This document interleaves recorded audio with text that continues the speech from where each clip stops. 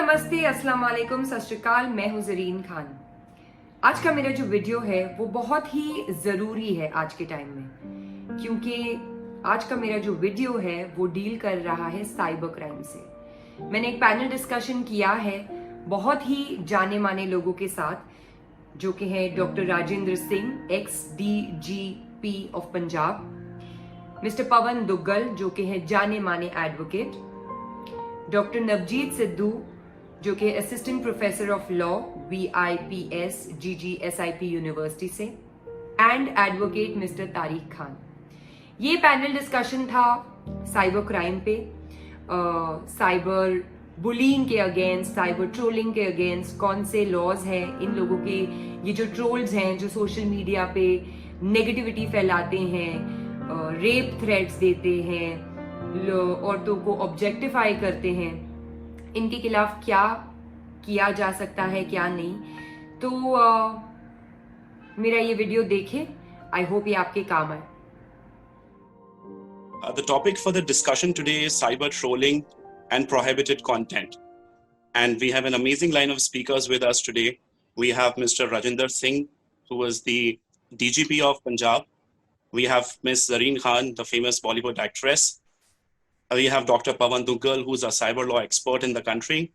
And we have Dr. Navjeet Sidhου, who's an assistant professor and an expert of cyber law. I'd like to start with Ms. Zareen Khan. First of all, thank you very, very much for coming here and Thank you for having me. Zareen, we have seen that you have been fighting for this cause for a very long time. I mean, though we all have got to know about it very recently because there has been a discussion about cyber trolling and all. Earlier, it was only categorized as a cyber crime. Yes. But I mean, I have seen your show. You have in fact hosted a show. I was very surprised to know on MTV you hosted a show, Troll Police. Yes. If that is what it was called. Yes. Wherein you were actually trying to find and trace these trollers and prosecute them. Yes. And in fact, you have also spoken and you have been very vocal about these incidents much before we got to know, because we recently got to know about it when many celebrities started quitting their Twitter accounts and started restricting their Instagram posts. Yes. So Zareen, I would like to understand from you as a celebrity, because Yes. I also got to know while reading about you that you became an actor accidentally. You did not want to become an actress. Yes. So if you could kindly tell us, as a person who has struggled too much to reach where you have reached today, Yes. and how do you think that these trolls, what are these trolls? Firstly, you tell us, and what is the psychological impact of these trolls on you people, on celebrities in general? First of all, thank you all for having me here. Good evening to everyone. Being a public figure, I think, comes with its pros and cons. And right now that we're living in a digital world, I think these people on social media whom we call trolls, they somehow feel that they have ownership on, these public figures, whether they are celebrities or any public figure for that matter. And social media, again, is a curse as well as a boon, because at one point it has bridged the gap between the celebrity and their fans, which is a great thing. You really need that connectivity. On the other hand, you have these people who are called trolls, who take disadvantage of this great thing by call it removing their frustration or whatever it is, because I feel that all of us, we live in a very busy world, all of us have very hectic lifestyles. So if I don't like somebody, I will not really take the attempt to go to that person's page from my very busy life and drop in a negative comment. I really feel that these trolls are frustrated people who in their reality are, suppressed and don't really have a voice, or do not really given, the chance to speak up. And that is how they come and remove their frustration on social media behind faceless user ID. So, I don't really take them seriously, but I know that these people have caused a lot of harm, because most of the people really get affected by the negative comments that come to them. Like, I also, till some time back, got a lot of negativity because of a film that I did, which had a little bit of a bold content in it. So I was targeted on the basis of religion, that, I am a Muslim and how am I doing these things and blah, blah, blah. Then I have been, trolled for my body. I've been body shamed. Ke, "Arey, moti hai, ye hai, wo hai." It's, I've been abused, like the really bad ones that you have in Hindi. And I don't understand that, how do they think that it's okay? I mean, being a public figure, I am a public figure. I am not your property that you are, thinking that it's all right to say whatever the hell you want. But, and I always wonder that, do we have laws for this? I mean, why and how are these people so freely just coming and, dropping such negative comments without even feeling scared? Is there no law that can really, punish them? Because, or maybe it's the lack of awareness that there are laws but people don't know, and that's the reason this is happening. You're absolutely right, Zareen. I think that there's lack of awareness. That's my personal belief. And moving on to Mr. Rajinder Singh, who was the former DGP, and I think he's the best person to comment on this, because I think police plays a very important role, and Sir was the top cop in the state. So he knows all of this, and he has a very vast experience in handling such matters.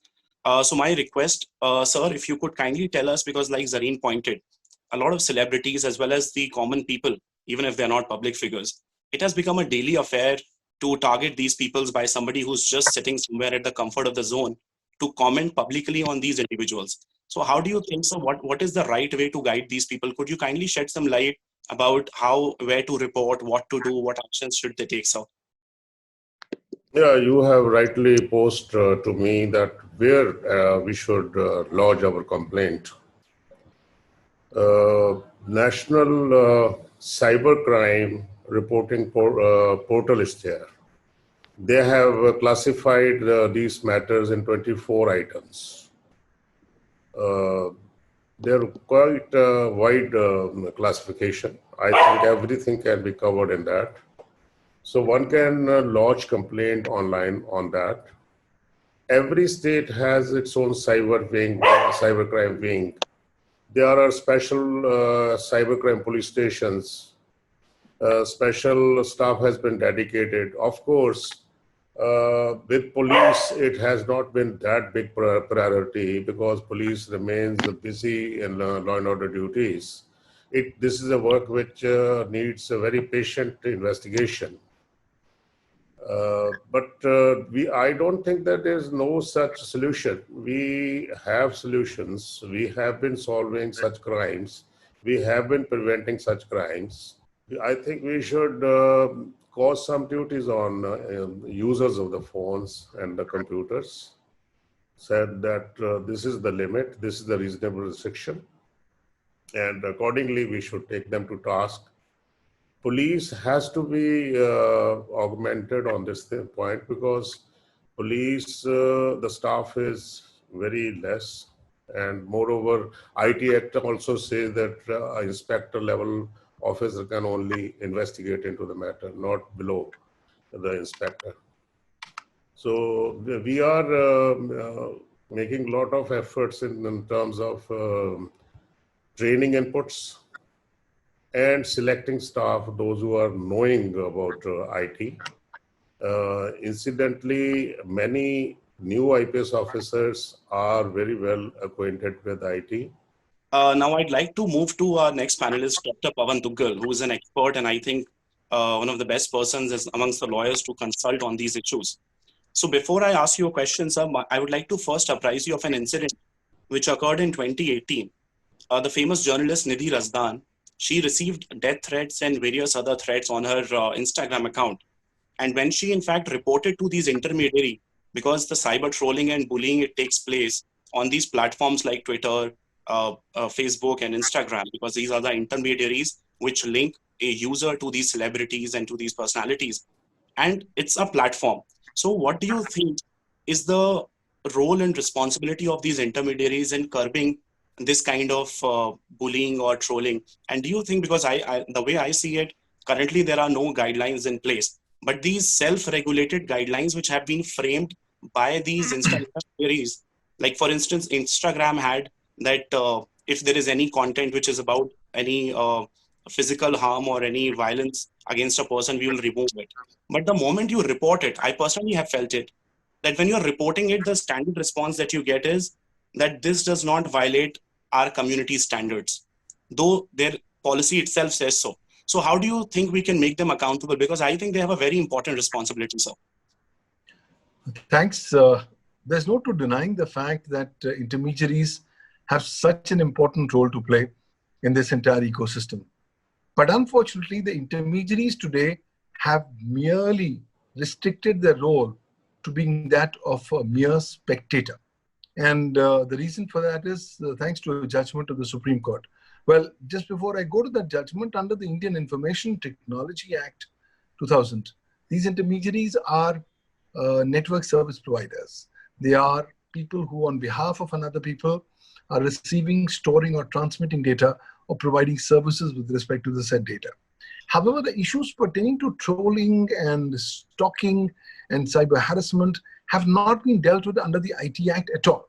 So consequently, the government till date did not really come up with any dedicated parameters to be followed by these service providers to prevent these kinds of misuse and abuse on their network. So I believe the time for intermediary liability legal position in India to change has now since come. You cannot afford to get these guys to be merely seeing things, watching them, and yet not doing anything. Because it's time that India revised its legal provisions on intermediary liability under Section 79 of the IT Act. Already the executive order passed by President Trump pertaining to limiting this intermediary liability, while it has met up with legal challenge in the US, has actually become a catalyst point. In fact, I believe that when 66A of the IT Act was struck down by the Supreme Court in March 2015, after that we have seen there is a rise of, there is a substantial increase in such kind of cases, and cyber trolling has become a practice. On a daily basis, I'm sure Zareen would agree with me that she has been trolled, or there may have been instances when, I mean, it's for every day, it's become a part of their life. But now moving on to Dr. NAVJEET SIDHU. I'll come back to you. Can I make a small comment? Yes, sir, please. I wish to add to Mr. Duggal's statement that we need to have a very comprehensive relook into the IT Act. We have agencies in the IT Act, like regulatory agencies. Their roles can be widened and their functions can be especially specified to regulate all this area. Absolutely, sir. Now coming to Dr. NAVJEET SIDHU.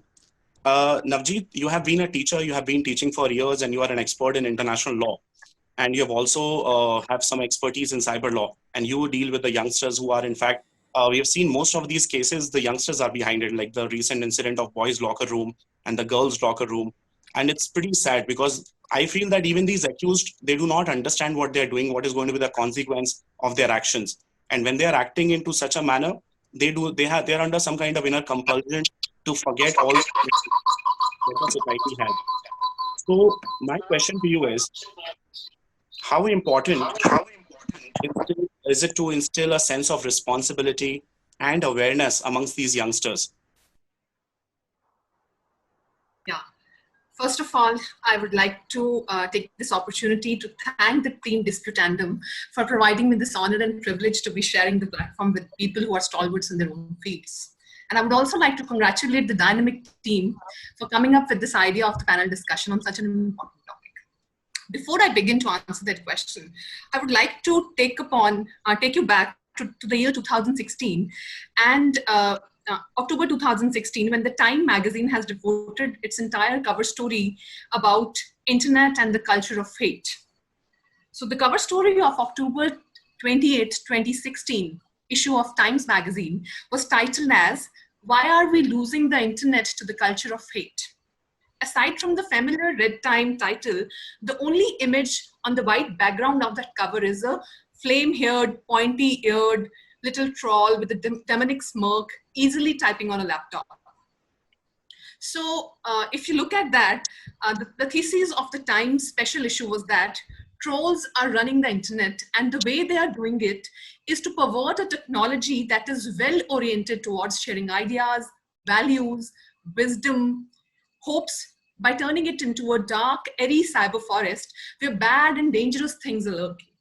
So Trolling, therefore, is something that creates a discord on the internet by starting quarrels or upsetting people by posting of inflammatory or off-topic messages in an online community. And we all know that education is one of the platforms wherein we inculcate values in our youth. In fact, education is the building up of character, and it is at the school level wherein we start orienting our students towards how to behave and how to conduct themselves. So the online disambition effect that comes with the anonymity attached to these trolls, they get empowered to a large extent, and they try to take on people of all kinds and sizes, and they target celebrities, activists, journalists, feminists, and all the common people, whoever comes across them. And the impact that it can have is, we all know that people deactivate their accounts, become passive, and even slip into depression, and at times commit suicide. So the emerging trends are very, very grim, and a role of educational institution comes in here. Many schools in USA, I would like to point out, they are implementing a digital citizenship curriculum, wherein they start at the elementary school level by providing them an orientation into digital citizenship. So this prepares the citizens, the children as citizens, to take up ownership of their digital lives. The students are encouraged to be upstanders in the online platforms rather than being bystanders. So whenever they are seeing any hateful or hurtful speech or online trolling, they're asked to stand up and speak up for the person who's trolled. And there are well-established programs which are run by Google. It is called as Be Internet Awesome. And again, Common Sense Education's K-12 lessons. So young students at schools, they learn to consider a variety of ethical approaches in the daily life, which they can bring into communication situations. So educator can help students by posing realistic scenarios that are likely to be experienced by them when they go online. So they are encouraged to then work together to come up with the words and the actions they can use to stand up for people who are trolled. So this can help the younger users of internet to feel empowered and to make the online world a better place. So this is where we can, actually help them by, asking them to think of the possible scenarios and how would they react and how would they take up that particular troll by standing up for the victim or by, becoming just a bystander. So these are some of the restorative responses that, schools and universities can potentially effectively drill in the young students. And I think by telling them that it is very, very important for them to be digitally responsible in a world, where we are living. Thank you, Dr. Sidhu. I remember when we were young, we used to have this subject moral science. And now perhaps I understand the importance of such subjects, which I think must be highlighted in our academics. Now moving to Zareen, Zareen, recently there has been a trend that a lot of celebrities have started deleting their Twitter accounts, and they are saying that we are like tired of such hatred, and some of them are restricting the comments on Instagram. So I want to understand from you, because being a public figure, how do you feel that what impact does it put in your personal life, or how these trolls affect your daily life, your professional work? How are you able to focus? Could you just give us some details? Somehow for me, I tackle it in a very, not bothered kind of way, because as I said, this can be really harmful. The negativity that they spread in your comments is really, really harmful. As, Ms. Sidhu said over here, it can also lead to depression, which ultimately leads to suicide. And we lately have, a few cases of similar instances. So, well, I do not really, bother about even replying back to them unless there is something so harsh that really needs to be replied to. And I have also understood that the moment you give them that reply and put them in their place, they don't really have the guts to come back. So maybe they do this to, attract attention. As I said, they are these ones who are really, frustrated or, suppressed by not giving them their voice in their reality. So this is how they remove their frustration here.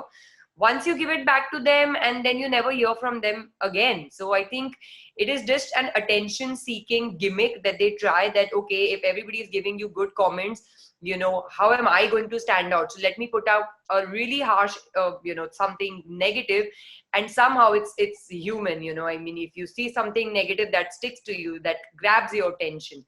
So I feel that a faceless user ID should not really impact you, but right now we are living in a digital world, and if you're constantly bombarded with negativity, even if you don't want to really have it have it impact you, somewhere it keeps playing in the back of your mind, no matter how much ever you say that okay, it's not bothering, but there's something someone said that just remains, and that keeps building up, and it kind of you don't want that negativity in your life, and especially in a time like that, when everybody's already going through a lockdown, when the whole world is already going through a difficult time, and right now all we have is digital medium to connect with each other, to be in touch with each other. So rather than using that as an advantage, there are still some people who want to spread hate and spread negativity rather than understanding the advantage of the digital medium.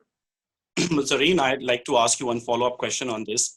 While seeing your comments on your profile, how do you differentiate between a criticism and a troll? Because there may be some times when celebrities are actually being criticized, a genuine criticism. Yes. So how do you distinguish, and what is the thin line? How do you draw that line? It's the language that is written. These trolls, they don't have any barrier. They'll actually use abuses. They'll abuse. They will not really feel hesitant in abusing your mother.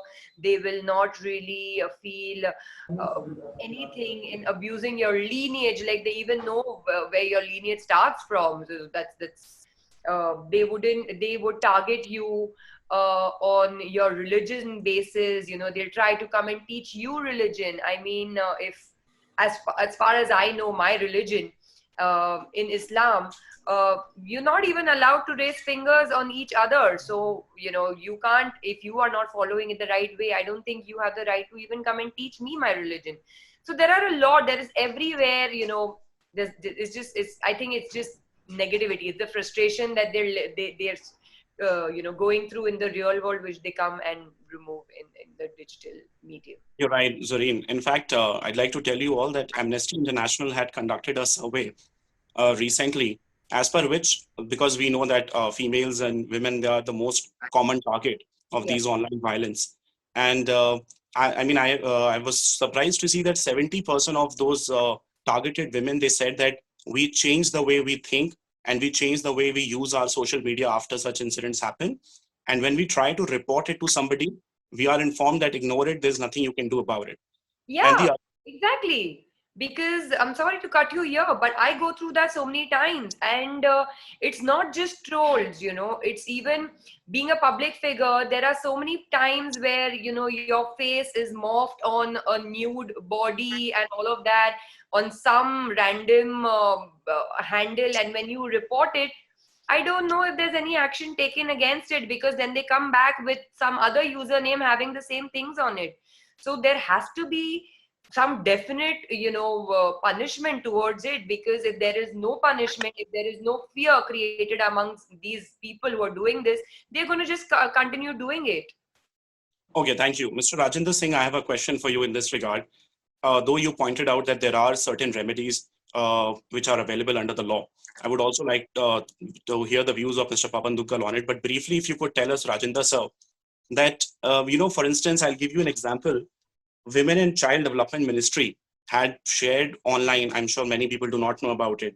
There is an email ID which has been provided by them where you can report all online violence against women and children. I'm sure Duggal sir would be aware. But I was surprised to see that there were only 100 complaints received against these Twitter and Facebook cases. So which clearly shows that people are not aware.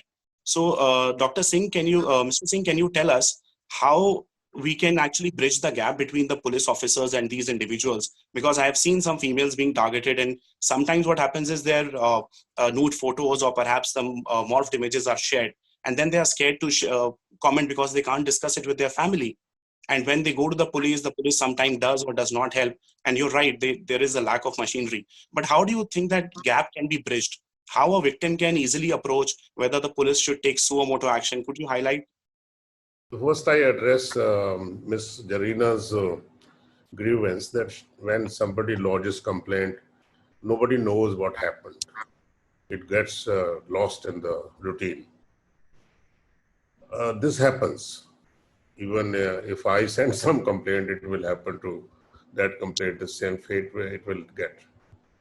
It is all due to lack of priority awarded to the area of cyber crimes and cyber trolling.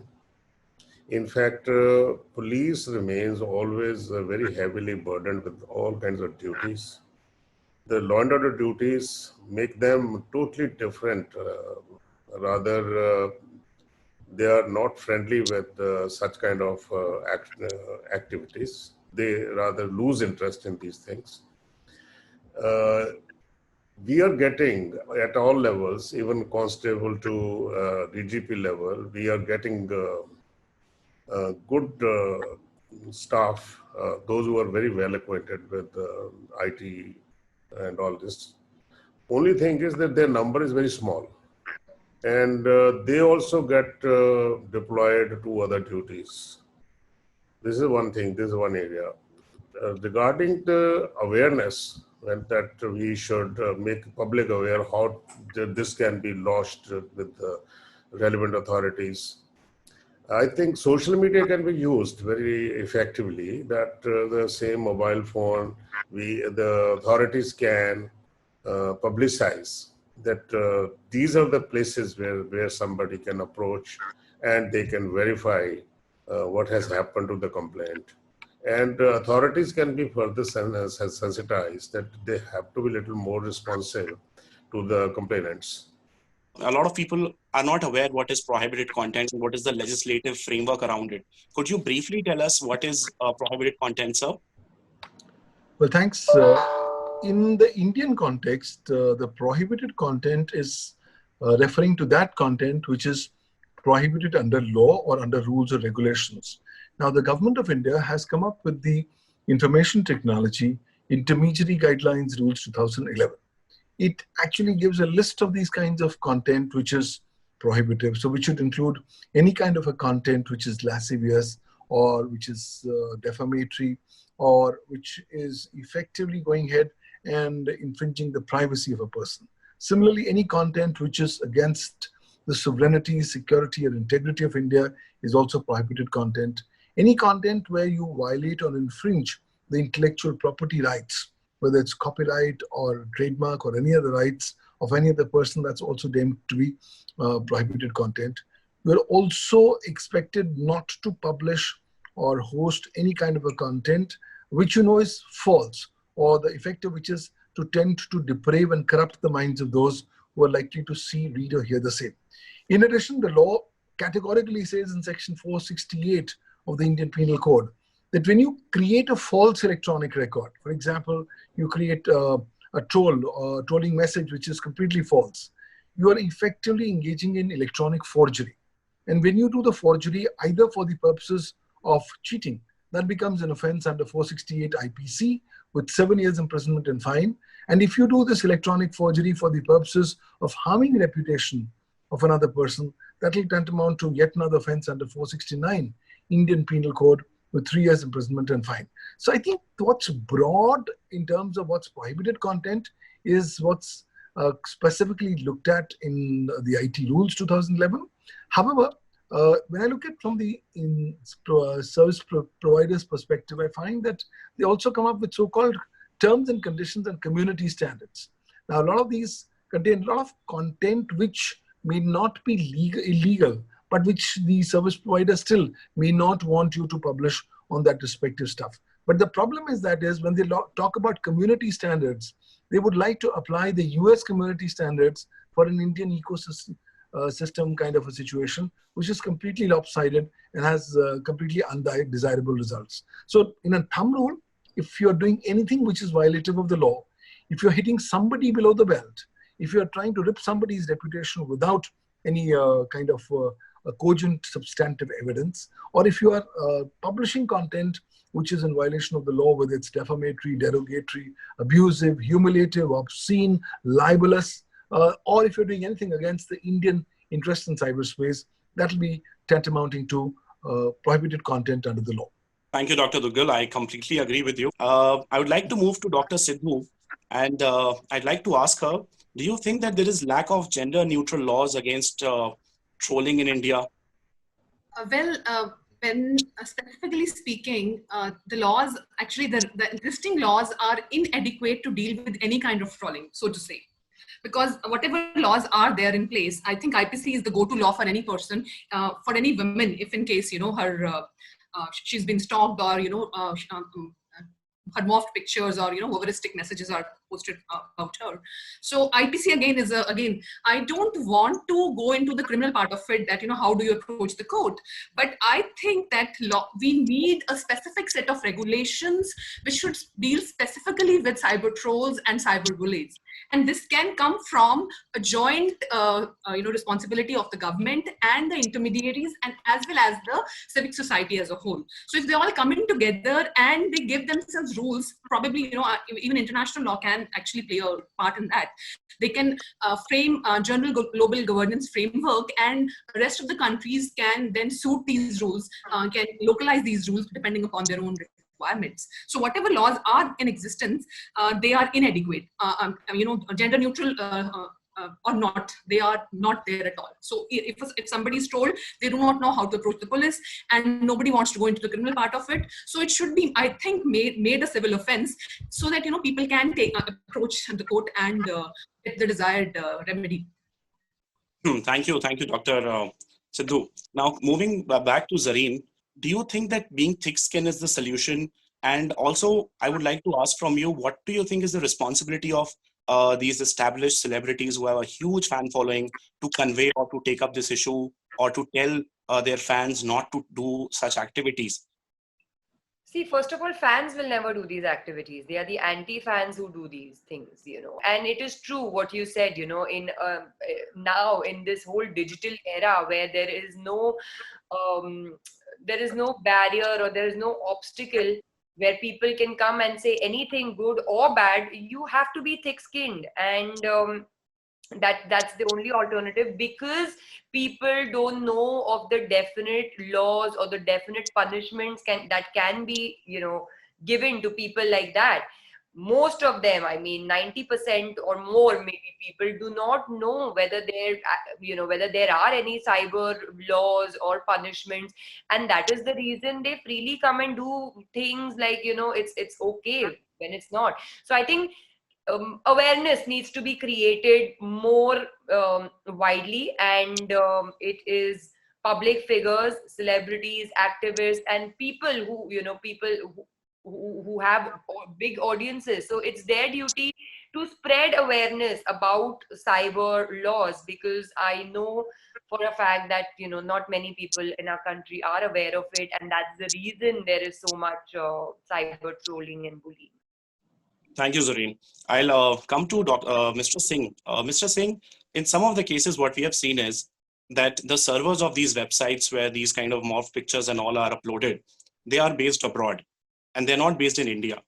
And how do you get that content removed? Because sometimes the police becomes helpless.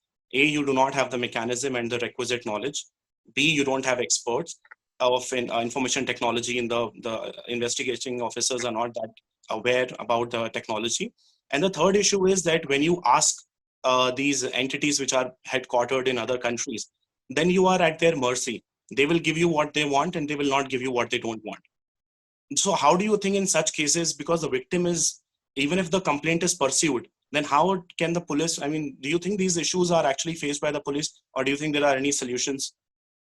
There are such issues, and the CBI is nationally coordinating with the international fora. We have some arrangements with Interpol. The 194 countries are subscribers to Interpol. And CBI, on behalf of the entire country, they coordinate. And the states also keep liaison with CBI and Home Ministry. But this area needs a lot of augmentation further. Okay. Dr. Duggal, I'd like to ask you if you could tell us from the scratch, if suppose today I am being trolled on a public platform, what do you think I should do? If you could briefly tell us, because a lot of people are still not getting clarity, what should be the next step? Should they ignore it? Should they act on it? Could you step by step simply tell us briefly what is to be done? First and foremost, once you realize that you're being trolled, being quiet is the worst disservice that you can do your own self. You will have to mandatorily report, because that's going to be trying to be a kind of a suraksha kavach for you. Where do you report? You can either go online.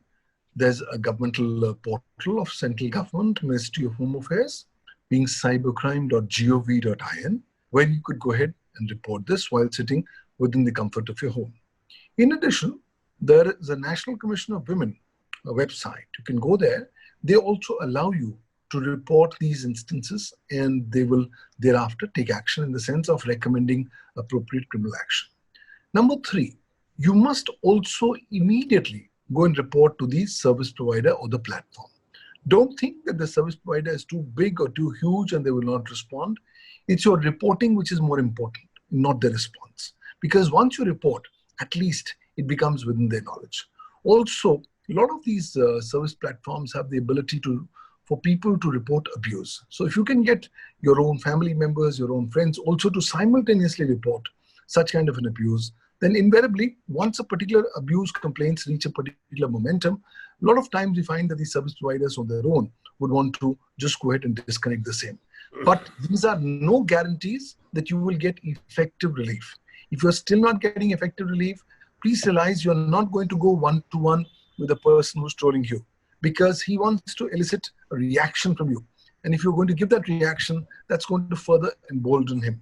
Try as far as possible to ignore. Don't go in for direct interaction. But supposing you find that the kind of stuff that's happening is so shall I say, vicious, that's actually disturbing you, then it might be a good idea to even go for legal action.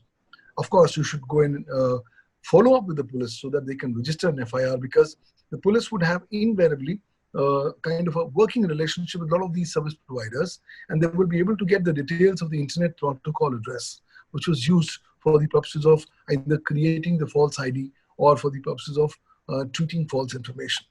That is one option. The second bigger option is trying to be more cautiously careful of what you publish online. Whether you are a celebrity, whether you are a layperson, please realize that internet as a paradigm never sleeps, it never forgets. So do not be in a great amount of hurry to publish anything about yourself, either for the purposes of reaching out to your followers, your fans, or whatever. Take due care and caution, and only once you're very crystal clearly convinced that what you're publishing is not going to come back and hit you back, you should go and publish. And always never publish anything with an emotional state of mind, because it's so easy to publish something and then repent at leisure for time to come. I think internet is a very unforgiving medium. Unfortunately, the Indian government has not given the kind of importance to cyber trolling, cyber harassment, cyber stalking as what it should have been given. I would dealt with India's first case of cyber stalking 20 years back. And that was the time that, we hoped that the IT Act at that point of time would cover that. It did not. We hoped in 2008, the amendments to the IT Act would cover these. They did not. So today, when you troll somebody, it's not an offense under the Information Technology Act. You stalk someone, it's not an offense under the IT Act. Of course, under 2008 amendments, we had come up with the famous Section 66A of the IT Act, which we were invariably invoking in a number of cases pertaining to trolling or harassment. But the Supreme Court struck down that section as being violative of the Indian Constitution. So today, the trolls there's nothing that can catch hold of them.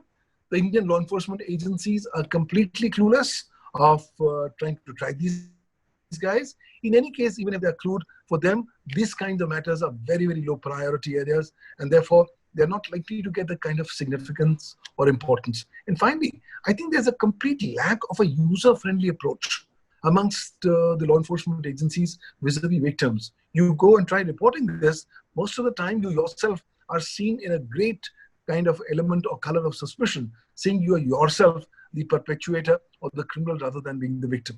I think this completely insensitive approach of the law enforcement agencies have tended to scare people far more. And therefore, people have got reconciled to the scenario. Well, this is something that they will have to live up to. But I think, as is rightly said, you will have to wake up. You will have to start talking. Yes, to the large extent, please realize, please adopt the methodology of elephant who walks on his way while there are dogs that are barking all around. But supposing if the dog is going to bite the elephant is not going to be quiet. It's going to respond back. So your response has to be pretty much measured. But as far as possible, do not igniting more fires on the internet, because already this fire is a big challenge to deal with. On top of it, if you're going to be aggressive, if you're going to be very, very offensive in your counter offense, it could also get things out of control. So I think it will be a balanced approach that's required. But ultimately, the law has failed to serve the interests of the victims of cyber bullying, cyber trolling, cyber harassment. No wonder these have become topmost, shall I say, phenomenon in educational institutions. And during lockdown, when the Indians were all inside, the internet was a fantastic medium to give vent to all their sexual perversions and fantasies. When do you say that there is a, how do you differentiate between free speech and trolling? Because a person has a right to free speech, right to freedom of speech and expression. So where is the distinction? Could you briefly answer the question, please? Yes, sure. Yes, there is there is a very thin line of difference. Free speech comes with reasonable restrictions. And when a person is going beyond the boundaries that, that any civil discourse allows, that would, the person would be going into the territory of a troll. So free speech, again, you are encouraged to lay down your opinion in a reasonable manner. If it's a reasoned debate and you're putting forth your point and it is well taken, it is okay. But once you go out of that and you enter into the personal territory of a person, you pass hateful, snide comments, personal comments on that person, then of course it will go in the category of trolling and bullying of the person. Yeah, that's very, very helpful. Now I have another question for Mr. Singh. Mr. Singh, a question has been imposed that in a lot of cases, the victims are scared to approach the complaints and they do not want to pursue these matters because, like you said, pursuing is the solution. So this has been asked by Mr. Sabi Ahmed. He's an advocate and he has asked that, do you think that police has a role to ensure that before such incidents happen, and if they happen, then how can police reduce these incidents and act suo moto? Yeah, as Mr. Duggal has said, every matter should be reported. One should not get discouraged that action is not being taken. Irrespective of not action taking place, one should keep lodging the complaint. One should not desist from it. Because sometimes what happens when time comes to take action, we find that there's no timely complaint. We have experienced this thing in many important cases. Maybe for some good time, action has not been taken, but there should be complaint on record. This is very important. Thank you. There's another question. There are two questions, actually. These two questions are from Mr. PAVAN DUGGAL. What they're asking is, Nareen is saying that the intermediary guidelines of 2011, they makes it mandatory for all these intermediaries to publish their privacy policy online and to report such incidents. But there is no punishment for the violation of the same. And Mr. Ashish Rastogi is asking you a question. He's saying that in such cases where these incidents are not being reported, how do you think that what kind of mechanism and how these complaints can actually be pursued by the complainants? First and foremost, yes, you're bang on target. One of the key defects of the information technology rules are that they do not really provide the consequences for non-compliance with the same. Of course, you can broadly argue that if a surveyor or an intermediary is not going to go ahead and comply with these parameters, then he can be or she can be seen to be in violation of their fundamental duty of exercise of due diligence under Section 79(2)(c) of the IT Act. And if that's so, it can effectively be argued that these service providers are not entitled to the statutory exemption from legal liability. So they are likely to be sued in the same capacity as a co-accused. But unfortunately, there's not much clarity. Regarding the second question, well, in terms of what really needs to be done, a couple of things. One, of course, is please follow with a police complaint, and if an FIR can get registered, that's even better, because then the police can get those details. In case if the police is not registering the FIR for whatever reason, that does not really stop you from going ahead and filing a petition under 156(3) CRPC in the court of the Metropolitan Magistrate and getting an order to the local police to go ahead and register and investigate the matter. Thank you. Zareen, you have an experience and you have been fighting for this cause for a very long time. In fact, you are one of the first few celebrities who in fact spoke about it. You have the experience of hosting this show, Troll Police. Do you think that, because I think one of the major grievances that you have is that these people are anonymous, they are sitting somewhere in the comfort of their homes. Do you think there should be a mechanism like having a verified account, or people should link their Aadhaar or something with their accounts to avoid these fake profiles, etc.? What is your experience and what is your overview? How can we reduce these kind of incidents? I would really honestly not know the political things related to this, like adding your Aadhaar card and all. But yes, there has to be some law, some rule where a person cannot be making a fake ID, because most of these trolls, they do not have the courage to actually come and troll you from their own identification. They always use a fake ID. They always use a fake name, no username, some place where you can't really trace them. So the show that I did, MTV Troll Police, I was actually on both sides of the thing. I was first a guest and then I was hosting it. When I was a guest and they traced the person who was trolling me, you won't believe it, he was a teenager, a really young boy, and you would not even believe that behind that faceless user ID there was this kid. So what do you do? Like, you're so angry that this person has said these things to you, but when you actually find out who that person is, he is almost a kid. So now you don't even know how to behave with this person, because you're as shook by the whole thing that a kid is doing something so major, saying things which is not even supposed to know. So yes, there has to be, I mean, I don't know about linking the Aadhaar card and all, but there has to be some laws, some rules from maybe the social media portal itself, the different portals that we have, like YouTube, your Instagram, your Twitter, Facebook, and so on, that only, identified people and, people, fake IDs, there has to be a ban on the fake IDs, because it's the fake IDs behind which these, trolls do their dirty job. But do you think, Zareen, that even in the industry, the women are targeted more, there is more violence against women than the male celebrities, the male actors?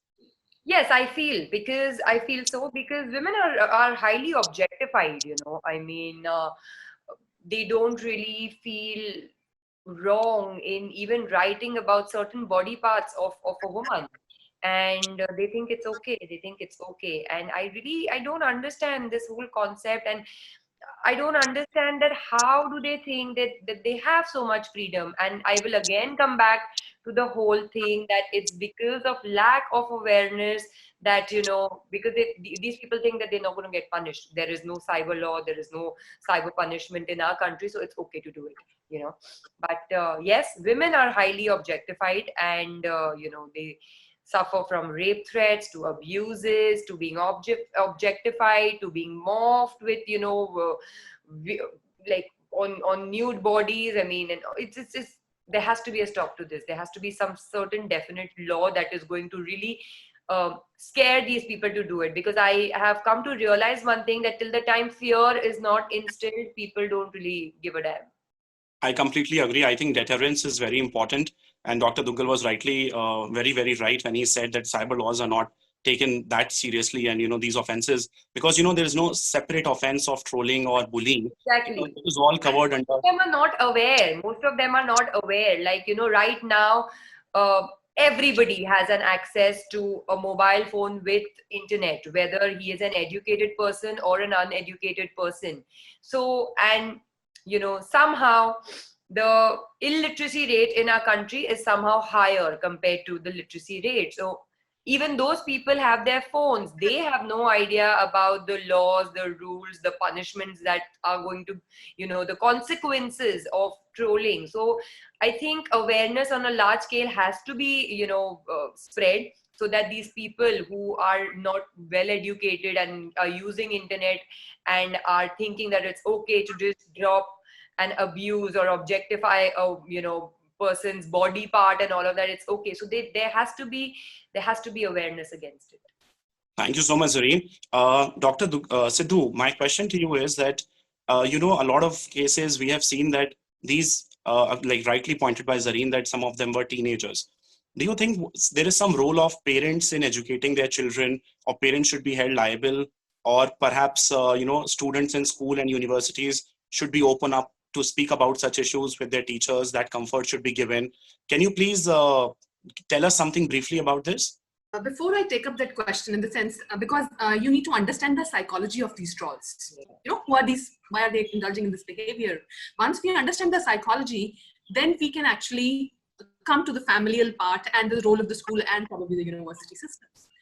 A study was conducted in 2014 or 15 in Canada by a few academicians, and they tried to find out what is the possible personality traits that these normal people have when they turn into trolls, and they found out that they are very high on sadism, psychopathy, and meschiavelism. And also they found that they are particularly high on this one particular aspect, which is called as cognitive empathy. Cognitive empathy, actually, what is it? It is a kind of an emotion which makes a person realize, how will the other person take this kind of a comment. So they are very high on cognitive empathy. That means that they are adept at recognizing what is going to upset someone, and knowing that they are going to push the right button. And after that, they will disassociate. So they do not have the effective empathy, which will, help people like you and me understand that, we are inflicting this kind of psychological pain and distress on the other person. Thank you, Dr. Sidhu. We have another question for Zareen. As a celebrity, when you see these trolls on a daily basis, how do they affect your mental state? And whether there have been any instances which have, something extremely mean has been said to you and that has actually affected your personal life or your professional life? As I said, that I don't really give a lot of heed to this, and especially I realized this after doing the show that I did, MTV Troll Police, because when I was face to face with my troll, he did not have the guts to say the same things that he had written to me, those abuses and all those demeaning things. When he was standing right in front of me, he did not have the courage to say that to my face. So that itself shows that these people do not have the courage. They can only hide behind fake ID or, something fake. When they are in their full glory in front of you, they do not have the guts to say the same things to you. So when a person who has written such mean things to you, and when you meet that person face to face, that person does not have the guts to say those things to you, in itself, that itself shows that this is not something that you need to be worried about, because these are, as Ms. Sidhu rightly said, these I too feel that these are disturbed people, because even this troll that was brought face to face to me was a disturbed person. He came from a very disturbed family background where, his parents had issue, then he had at a teenage, and he had a relationship which went bad, so he was depressed about that. So all that frustration was coming out in this form. But when he came face to face with me, he had no guts to say or even open his mouth. He was so scared. He was so scared that, he was scared that I'm going to do something to him, or, I'm going to hit him, or I don't know what, but he was really, really scared. So how do you get bothered about something like a person like that? They definitely have disturbed mindsets. Otherwise, I think no person in their right frame of mind would just come to somebody, whom they don't even know closely and give so much hate. Now, the last question, because I'm sure we have taken too much of time. I'm sure Zareen would be in a hurry because she's the busiest amongst all. But anyway, one question. No, none of us are busy. We're all in the house thanks to COVID-19. No, but many of us are present here to see you. more than me or anybody, because we have done so many webinars. So people were very excited. So Zareen, one last question to you. Many females have asked me this question who are attending this webinar. They have said that you are a person with a strong mind and a strong-headed person. You have a strong personality. That's why for you it is easy to ignore these kind of trolls and But like you see, women in online space get maximum slandering, sexualized verbal abuse, and defaming campaigns for speaking their minds and for showing themselves as strong, because there is some gender bias. What advice would you give to these young women who are college students, because some of them just get depressed when they see such incidents happening, and you're like, I'm not saying to completely ignore them, but the thing is, you have to understand that not everybody can be replied to, because the social media is a huge vast medium. Not everybody can be replied to, not every negative comment can be replied to. But what you can do is, if something that has really is something that is really affecting you or playing in your mind, take a screenshot of that negative comment and post it publicly, so that everybody else gets to know. And trust me, I have done this. Lately I was trolled for some stretch marks on my stomach, and it became such a big issue. And there were these trolls who were writing negative things, and I actually took screenshots of those and I posted it on my account, pointing out those trolls. And I did not even have to, I gave them, of course, the answer as to, first of all, why my stomach was such an issue of worry for them in their lives, because it has nothing to do with them. But when they were publicly humiliated, and then they started getting hate comments, they stopped. So you have to bring these people in light, that because they think that they're just going to pass a snide comment and then just hide, and then that'll keep playing in your mind. Don't let it play in your mind. Bring it out publicly, so that people know who is doing this. Because trust me, the social media is such a medium where at one place we have these trolls, these negative people, but at the other end you have this vast support in your fans, your people, who then take up on themselves to protect you from these people who are trying to spread negativity towards you. One last question from my side, Zareen. You have been, this is my question. I've also seen one of your interviews where you were pointing that cyberbullying and trolling, you have faced, apart from these body shaming and all, you have also encountered issues that you are being compared to Katrina Kaif, who was also a friend of yours, or perhaps in the same industry. Yes. So how does that affect, how does it, whether it hurts, how do you perceive that, people comparing and not appreciating your own identity and your talent? Well, that was, of course, there in the beginning. And see, just being compared to somebody, I don't think that is, being trolled, because that is a part and parcel of my industry. Like, if any new face comes, they're always compared to somebody. Like when Preeti Zinta came, she was compared to Amrita Singh. When Amisha Patel came, she was compared to Neelam. So just comparing somebody is no big deal, because they're not really saying anything bad about you. But in my case, in the beginning, I was not just compared, I was giving names. Like Katrina is called Katrina, but because I am on physically a little bigger than her, I was called Fatrina. So I was given these kinds of names, and somehow these trolls were none other than our media. That time, I'm not talking about social media, I'm talking about journalism. So nothing could be done that time, because I was a very, new person. I did not belong from a filmy background where they would be a little scared to say something about me, because people from my family would come and straighten them out. I started as a nobody. I did not have any, person in my family who belonged to this film industry. So they said it's okay to do that to me. But I'm very happy that, I had the love and support of my fans, majority. Yes, there is a, you can, as you say, you can be the juiciest peach in the world, but there'll still be somebody who don't like peaches. So not everybody can like you, but I'm still happy that I have a major section of, you know, the people who like me, and they are the ones who supported me, and it's only thanks to their love and support that, you know, I've been able to come such a long way after all the trolling, after all the criticism that was, you know, thrown my way. And today I have, you know, been able to make my own identity here, because nobody wants to live under anybody else's shadow. And everybody, they always want to make a mark of their own, and that is what I have always been trying to do in my life. And luckily, after 10 years of struggle and my journey, you know, people know me by my name rather than, you know, calling me a lookalike or competitor. You're absolutely right. Thank you, Zareen. And that was actually very, very insightful. And we all, I'm sure many of your fans were excited when I told them that Zareen Khan is joining. So you have your own identity.